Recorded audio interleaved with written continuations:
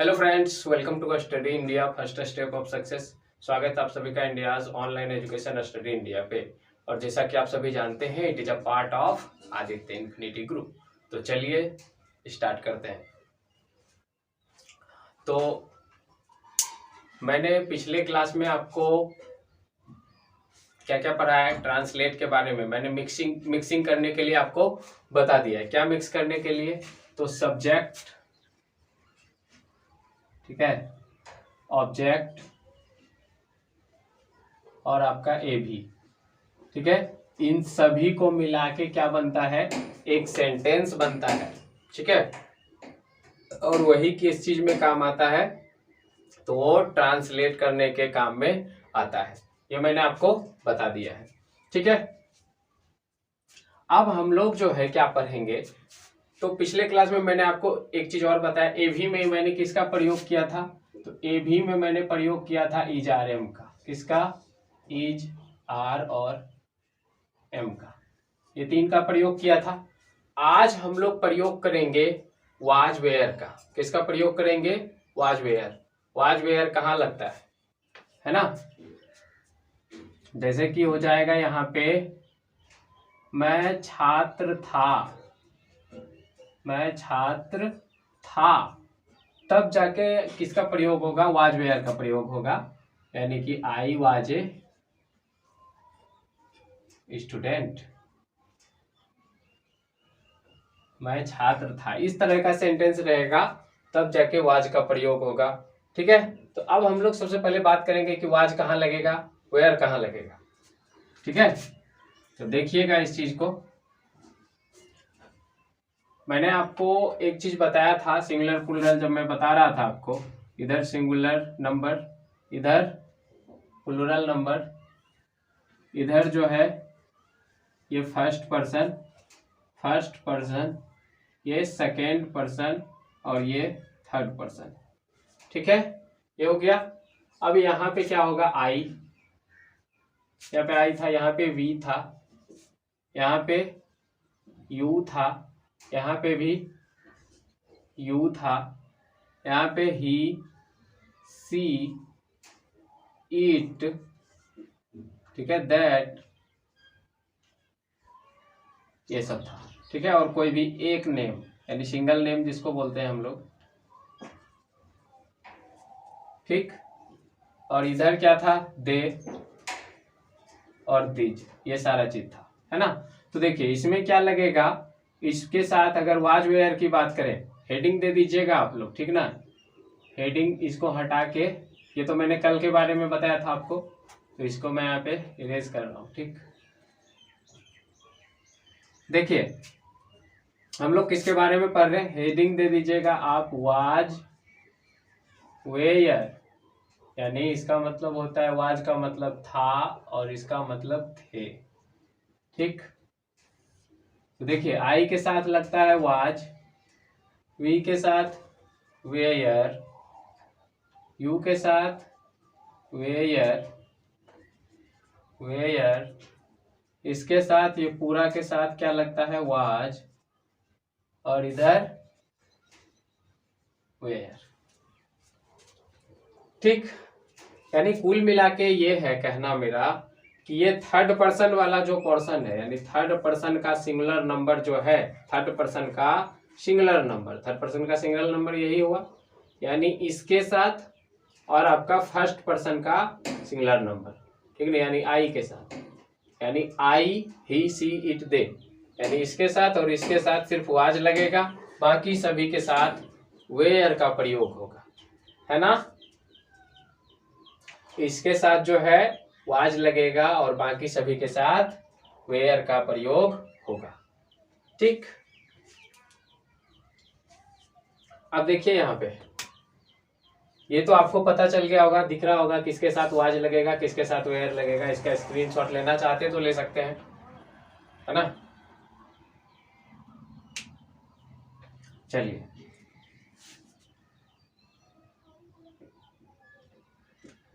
अब जैसे I was, जैसा कि मैंने आपको बताया था, मैं एक छात्र था, उसका इंग्लिश क्या हो जाएगा? I was student. फिर इसी तरह हम लोग स्टूडेंट थे, तो वी वेयर स्टूडेंट, है ना, इसी तरह से बनता है। ठीक, सभी के साथ इसी तरह से अगर एक सेंटेंस ये बन गया, आई वॉज स्टूडेंट, मैं विद्यार्थी था, है ना, ए का आर्टिकल का प्रयोग मैंने यहाँ पे नहीं किया है ना, I was a student, we were students, है ना। तो ये हो जाएगा आपका इस तरह से। ठीक, वाज का प्रयोग। अब वाज का प्रयोग आपको दिख गया होगा, ठीक है।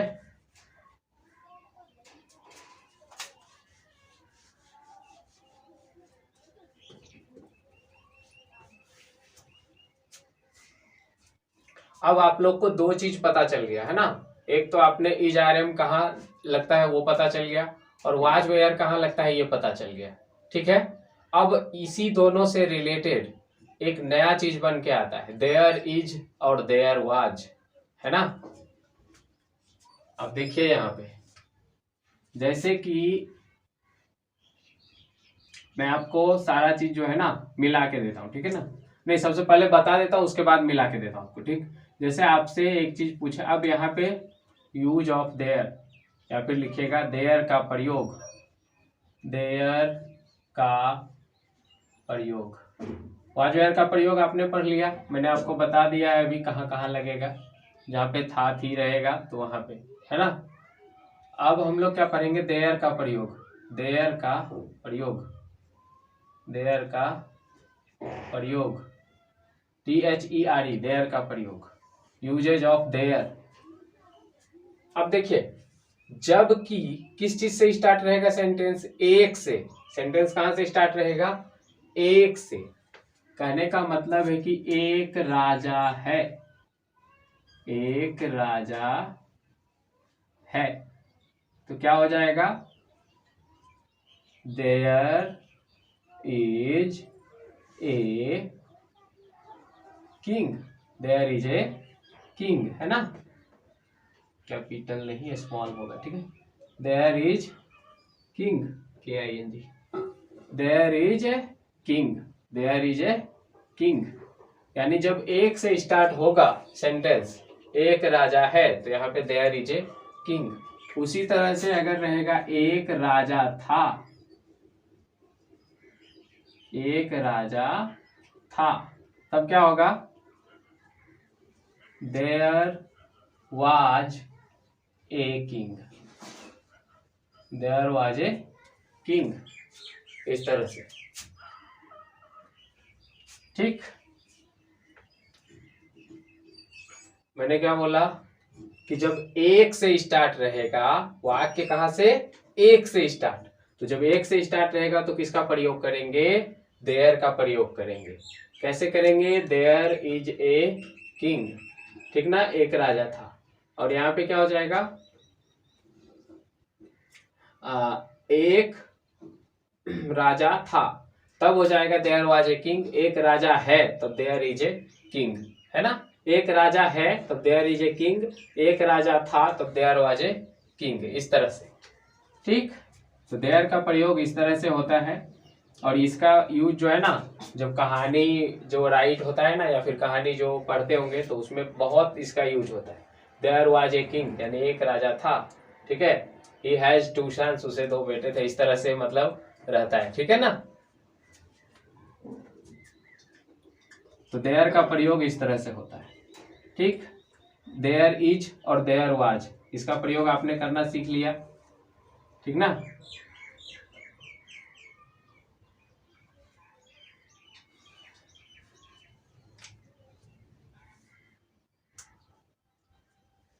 और वाज का प्रयोग भी मैंने आपको बता दिया कहाँ कहाँ पे होगा, ठीक है। अब देखिए यहाँ पे, अब इसी से रिलेटेड जो है, जो ट्रांसलेशन होगा, तो उसको आप जो है बनाने का प्रैक्टिस कीजिएगा, ठीक ना। इससे रिलेटेड जो आपका ट्रांसलेशन होगा तो उसको बनाने का प्रैक्टिस कीजिएगा, है ना। क्या क्या प्रैक्टिस कीजिएगा, तो जैसे यहाँ पे बहुत सारा होगा, एक राजा है ना, या फिर एक कौवा था, ठीक है, एक बिल्ली थे, एक बिल्ली था, ठीक है। तो इस तरह से जो है बना के आपको प्रैक्टिस कर लीजिएगा इसका, है ना, इसी तरह से ये बनता है। था वाला, ठीक ना, ये दूसरा है।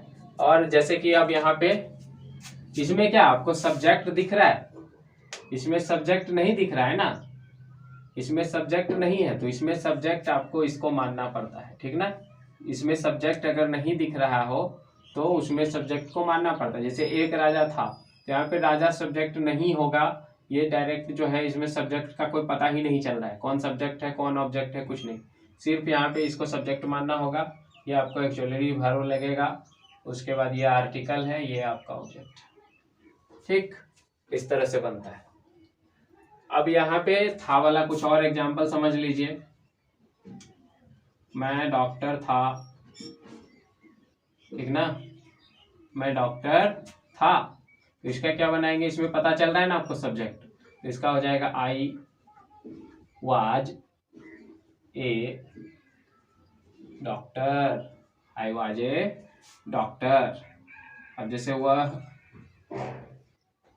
नर्स थी, यह क्या हो जाएगा, सी वाज ए नर्स। तुम बीमार थे, तुम बीमार थे, तो इसका क्या हो जाएगा, यू वेयर इल, यू के साथ वेयर है ना। तो इस तरह से बनता है ना। तो दोनों चीज मैंने आपको बता दिया, ठीक।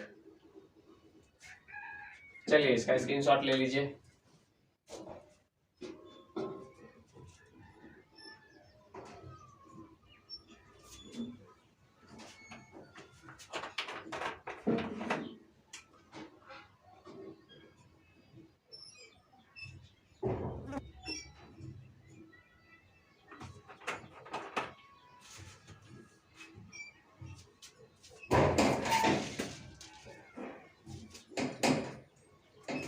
हो गया,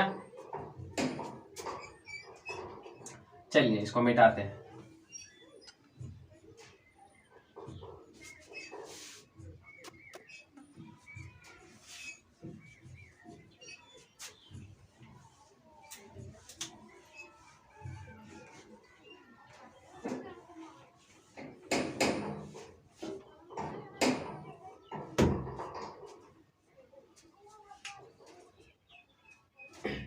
तो यहाँ तक आपको समझ में आ गया। अब तक आपने क्या क्या सीखा, तो अब तक आपने एक बार, चलिए मैं आपको रिवीजन करवा देता हूँ जिससे कि आपको याद हो जाएगा। आर्टिकल मैंने आपको पूरा पढ़ाया है, आर्टिकल के बाद एक्जुअलरी वर्ब यानी इज आर एम का प्रयोग कहाँ कहाँ पे होगा वो मैंने आपको बता दिया। उसके बाद जो है सब्जेक्ट और ऑब्जेक्ट, सब्जेक्ट और ऑब्जेक्ट ये मैंने आपको बता दिया है। उसके बाद मिक्सिंग बता दिया, मिक्स करने के लिए, मिक्सिंग करने का मतलब है कि सब्जेक्ट उसके बाद ए भी प्लस ऑब्जेक्ट, ये करके मैंने आपको बता दिया है। उसके बाद आज आपको uses of there, uses of there, there का प्रयोग बताया है। उसके बाद वाज वेयर बताया कि वाज वेयर का प्रयोग कहाँ होगा, है ना। उसके बाद और क्या बताया, पर्सन, पर्सन भी मैंने आपको बता दिया है कि पर्सन जो है कितने नंबर का होते हैं, पर्सन जैसे first person, second person, third person, ये मैंने आपको बता दिया है। उसके बाद मैंने आपको और क्या बताया, सिंगुलर से प्लूरल नंबर करने के लिए बताया, सिंगुलर नंबर से प्लूरल नंबर कैसे बनते हैं, है ना, सिंगुलर नंबर से प्लूरल नंबर कैसे बनते हैं, ये भी मैंने आपको बता दिया है। तो इतना चीज मैंने आपको बता दिया है अभी तक। अगर आपने पहले के क्लास नहीं देखे हैं तो एक बार जाके देख लीजिए, आपको सारा कंसेप्ट क्लियर हो जाएगा। और जो कंसेप्ट आपको क्लियर नहीं हो पा रहे हैं तो उसके लिए जो है कमेंट कीजिए, मैं आपको क्लास में समझाने का पूरा कोशिश करूंगा जिससे कि आपको अच्छे से समझ में आ जाए और आपका जो है कोई भी कंप्लेन ना रहे, है ना। इतना सारा चीज मैंने आपको बता दिया है और वो भी कितने, सिर्फ वही आपका आज कितना, आज आपका 5वां क्लास है, सिर्फ 4 से 5 क्लास में मैंने इतना चीज आपको बता दिया है, ठीक है। और वो भी ज़्यादा देर का क्लास नहीं है, सिर्फ आपका आधे घंटे से कम का ही क्लास है ना। बस हाँ, लेकिन एक बात है कि आप जो है अगर आधा घंटा यहाँ पे पूरा प्रॉपर देते हैं इंग्लिश के लिए, तो आपको इंग्लिश में कभी दिक्कत नहीं आने वाली है, ठीक है, ये मेरा गारंटी है ना। अच्छा, एक चीज और मैं आपको बता देता हूँ, अभी जो है आपका मैथ का क्लास और फिजिक्स का क्लास जो चल रहा था, तो वो सर जो थे, तो वहाँ पे जो है ना, वहाँ पे अभी धारा 144 समझते हैं, तो वो लागू हो चुका है। उसमें होता कुछ यूँ है कि उसमें आप उसी कंडीशन में अगर धारा 144 लागू होती है, तो वैसा कंडीशन में आप रोड पे बाहर नहीं निकल सकते, ठीक है, आप किसी भी इमरजेंसी में भी मतलब नहीं निकल सकते, है ना। तो वैसा कंडीशन वहाँ पे लागू हो गया है, जिसके चलते वहाँ पे क्लास अभी नहीं आ पाएगा आप लोग का कुछ दिन के लिए, है ना। अभी ये 15 तारीख तक लागू है, आगे देखते हैं क्या हो पाता है, तो फिर उसके अकॉर्डिंग हम लोग पूरी कोशिश कर रहे हैं वैसे आप लोग का क्लास जो है कंटिन्यू कराने का। तो फिलहाल तो अभी आपका 15 तारीख तक जो है ये क्लास बंद है, मैथ और फिजिक्स का 15/5/2021 तक ये क्लास जो है अभी बंद है। किसका, कौन कौन सा, मैथ और फिजिक्स का। मेरा क्लास अभी प्रॉपर चलेगा, केमिस्ट्री और इंग्लिश का क्लास कंटिन्यू चलेगा, ये तो चलता ही रहेगा, कोई दिक्कत, चाहे धारा 144 लग जाए या कुछ भी इमरजेंसी लग जाए, चलता ही रहेगा, है ना। तो हम कोशिश करेंगे कि वो क्लास भी जो है ना कंटिन्यू हो जाए, लेकिन देखिए कैसे क्या हो पाता है। तो मिलते हैं आपको नेक्स्ट क्लास में। तब तक मेरी रिक्वेस्ट है आपसे कि इस क्लास को जो है जितना ज़्यादा हो सके ज़्यादा से ज़्यादा शेयर कर दीजिएगा अपने दोस्तों में, ताकि सभी तक ये जो है पहुंच सके, क्योंकि आप भी जानते हैं कि ऐसे सिचुएशन में प्राइवेट कुछ भी हो, ठीक है ना, प्राइवेट ट्यूशन हो या कोई भी कोचिंग हो, सारा का सारा ऑफलाइन सिचुएशन जहाँ पे भी है, ऑफलाइन जो भी ट्यूशन है सारे के सारे बंद हो चुके हैं, है ना।